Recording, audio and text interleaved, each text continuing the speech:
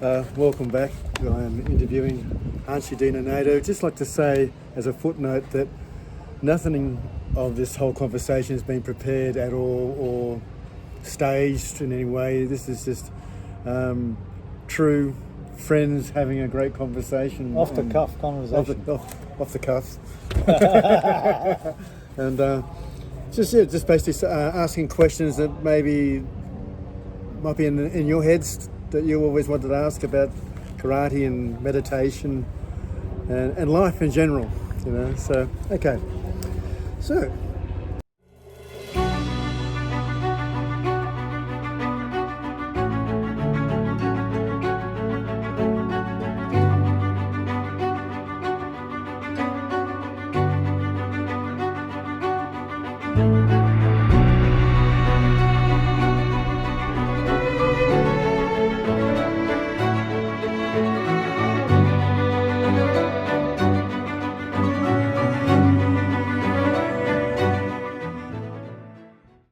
I remember you said to me that you feel that everyone needs to know self-defense, like swimming and things. So how can you tell how can a beginner student tell if he's getting good instruction for self-defense or getting shown 5,000 moves that won't even happen in a serious situation, which I've seen in different schools?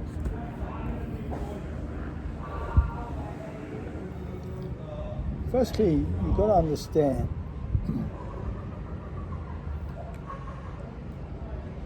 as that person that is guiding that student, is he there for commercial purposes? Or is he there, or she's there, for the purpose of helping life get better?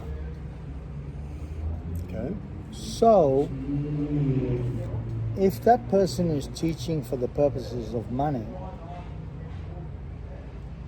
they will pre-sign certificates and sell it. They will do everything for commercial purposes. But when a teacher is there to guide others, to help their lives become better, to help them develop defense skills that can protect them in every type of situation, a physical confrontation, a mental confrontation, a spiritual confrontation, because it comes in three forms. The attack may be a physical attack, a mental attack, or a spiritual attack. Okay. Because you do have spiritual attacks, you do have mental attacks, you do have physical attacks. So karate has to have the defensive skills for three different levels of attacks. But if an instructor is there for commercial purpose, all he thinks about is numbers and how much he collected each day, and how much is his projection for the future. 5-year plan is about making money. A 10-year plan is about making money. A lifetime plan is different. So what I teach is a lifetime plan. Yeah. It's not a 5-year plan or a 10-year plan. So I say to people, if you need a real teacher, you don't necessarily have to come to me. There are a few good teachers around. Find that teacher. Find that teacher. Don't expect the teacher to come to you. The teacher is not going to come to you. An instructor may come to you, but not a teacher. Go find the teacher. Look for them. I looked for Gogen Sensei. I found him because I heard of this great teacher, and I went to Japan. My father says, why do you need to go to Japan? You're already running schools. You've got 250 students. Why do you need to go to Japan? I said to him, Dad, there's an inner yearning. There's an inner yearning to find the right teacher. And I looked for this teacher and I found him. You're stepping right outside your comfort zone to a whole new territory. New territory. Couldn't speak the word of Japanese. That must have been very hard. Very difficult. In those times. Very difficult. But I made the challenge.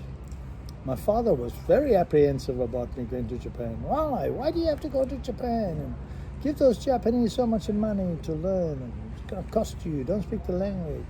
You don't know the culture. I said, no, I'm going. Because there was an inner yearning to go. So I say to people, if you want to learn the true art, then you need to find that teacher. If you're happy with the commercial enterprise, jumping around like chicken fighting, hopping around the thing, wearing gloves, that's okay. There's nothing wrong.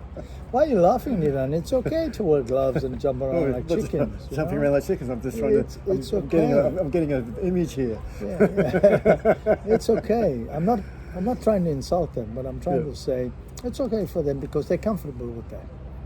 They're comfortable with that. But if you want to learn the dynamics, the pure engineering of this art form, this truth about it, and you utilize the energies inside you, like you did in the seminar, where I taught you guys special techniques of getting key energy into the system and using that key energy for greater power. So what happened when they tried to lift me?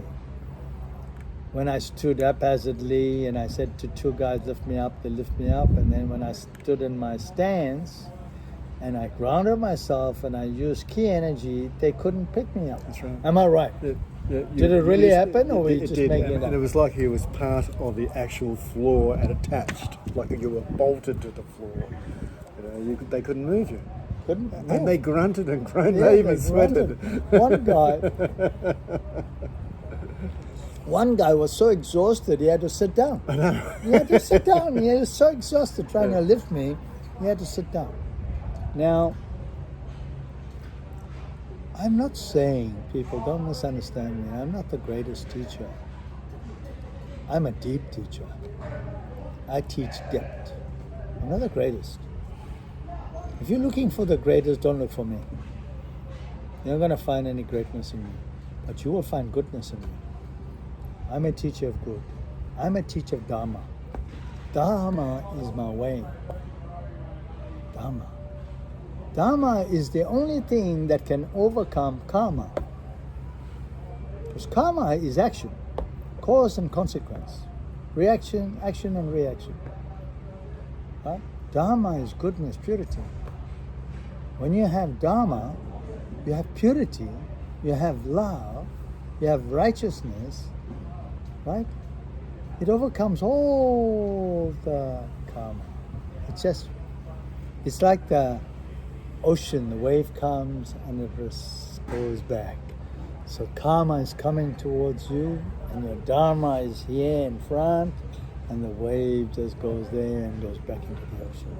That's what it is, very simple. So be dharmic, be righteous. That is your self-defense against karma. Yeah, that's right. Your self-defense against karma. So I hope I answered your question. Yes, you did. Thank you very much.